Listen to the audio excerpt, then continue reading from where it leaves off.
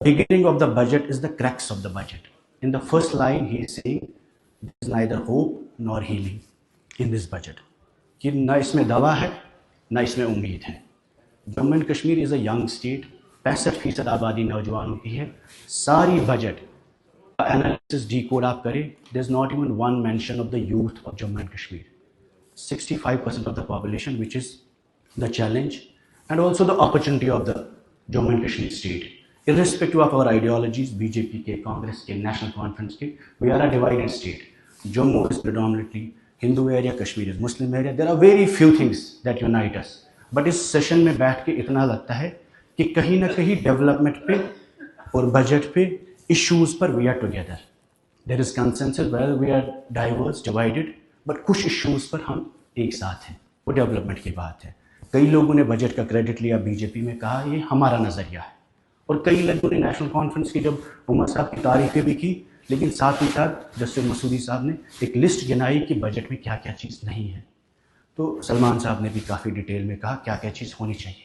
हम ये समझते हैं इनके कॉन्स्ट्रेंट बहुत बड़े हैं, लेकिन क्योंकि आपकी लोगों की पार्टिसिपेशन के बाद एक मुद्दत के बाद बजट बनी है, और आपकी दस्तखत के बिना, पार्टिसिपेशन के बिना, आपकी इन्वॉल्वमेंट के बिना ये बजट नहीं बना है.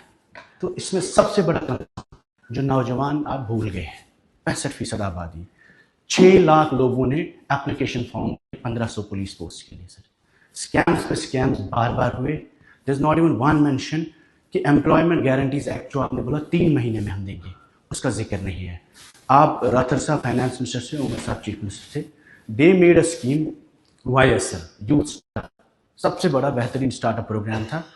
या शेर कश्मीर एम्प्लॉयमेंट गारंटीज आपका एक प्रोग्राम EDI में चलता था, या सीड डेवलपमेंट फंड आपका EDI में चलता है.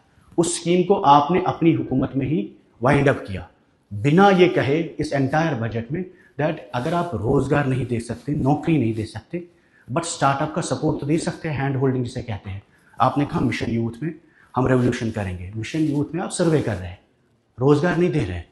इतना ही चलिए, डेली वेजर्स 1 लाख है, आप उनके साथ ना इंसाफी कर रहे, उनको आप भूल गए. इलेक्शन मैनिफेस्टो में आपने बहुत वादे किए. उसके साथ साथ लेकिन सर सबसे इंपॉर्टेंट चीज़, कुठवा की बात हो, सोपोर की बात हो, किलिंग्स हुई है, we can not absolve our selves कि हमारे हाथ में लॉ एंड ऑर्डर की बात नहीं. क्योंकि जब आप गाँव में जाते हैं, घर में जाते हैं, वोट मांगते हैं, उस वक्त उनको हम ये नहीं बोलते हैं कि हमारे इख्तियार में क्या है क्या नहीं है. हम कहते हैं हम आपके साथ इंसाफ करेंगे. Since this is a question of justice, आपके मैनिफेस्टो में ट्रूथ एंड रिकंसिलिएशन कमीशन की बात हुई.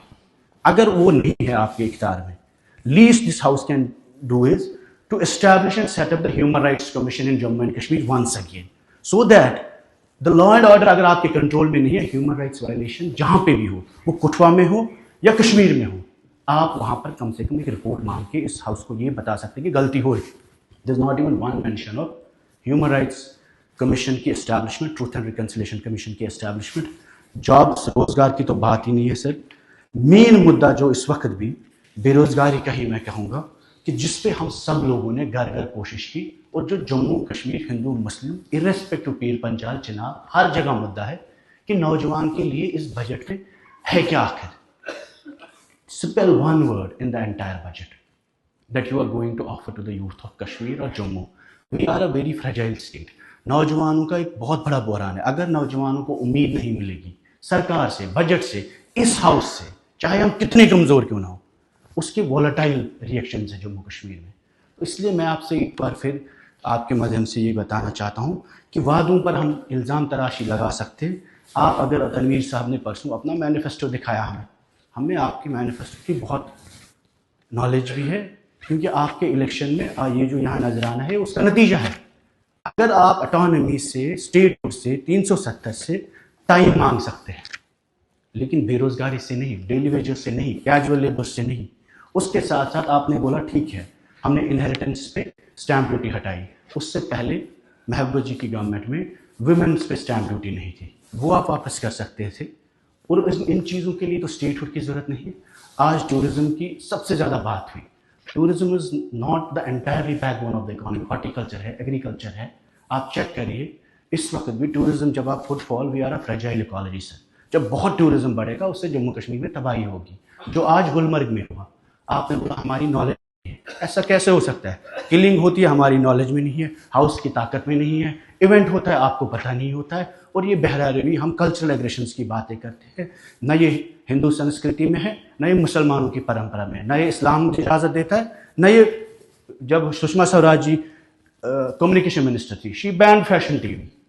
जब आरएसएस के लोग वैलेंटाइंस डे होता है वो पूरे मुल्क में उस वक्त रिस्ट्रिक्शंस लगाते हैं। तो जो चीज़ हमारे सेंटिमेंट्स के खिलाफ है, if we can not improve much, we have to preserve. This entire election in Jammu and Kashmir has been about preservation. तो मेरे आपसे सर मुझे ये बताना है कि जो मेन आपने कहा तालीम मुफ्त करेंगे हम हायर एजुकेशन में, इसमें आप बोल रहे प्राइवेट यूनिवर्सिटी को लाएंगे, उससे तालीम महंगी हो जाएगी। पब्लिक, आपने लॉ यूनिवर्सिटी की बात की, 4 लॉ कॉलेज आपके चल रहे हैं। अगर आप स्कॉलरशिप्स वहां देते शायद बच्चे ज़्यादा पढ़ते। 50 करोड़ रुपए में कोई यूनिवर्सिटी नहीं बनती है, बिल्डिंग बन सकती है, मुलाजिम नहीं लग सकते वहां पे, रिसर्च नहीं हो सकती, डेवलपमेंट नहीं हो सकती। न्यू इंस्टीट्यूशंस बनाने से ज़्यादा बेहतर था कश्मीर यूनिवर्सिटी का लॉ डिपार्टमेंट आप ठीक करते जम्मू में, और जो प्राइवेट कॉलेजेस है उनको ठीक करते। सबसे बड़ा मुद्दा, private schools have contributed a lot to the idea of education in Jammu and Kashmir despite violence. You should take this government to make private schools as a stakeholders in the whole progress. अगर आप उनको regulate करते, बच्चों को, गरीब बच्चों को scholarships देते, शायद वो भी तालीम पढ़ते और उन स्कूल्स को कंपटीशन नहीं, ताले नहीं, कब्जे नहीं, सख्ती नहीं लगाते, बल्कि उनको कहते कि हम आपको इंफ्रास्ट्रक्चर देंगे। बाहर के लोगों को आप इंफ्रास्ट्रक्चर लीज पे ज़मीन देते हैं, लेकिन अपने लोगों को स्टार्टअप करने के लिए इस बार सर मैं आपको एक बार फिर दे, जो मेन आपके स्टार्टअप प्रोग्राम है वो मिसिंग है, नौजवान के लिए रोजगार मिसिंग है, और स्कूल एजुकेशन को make them as stakeholders, give them land, give them loan support, जैसे इंडस्ट्रीज को मिलती है, बाहर के क्रिकेटर्स को मिल सकती है, अपने लोगों को मिल सकती है। शुक्रिया।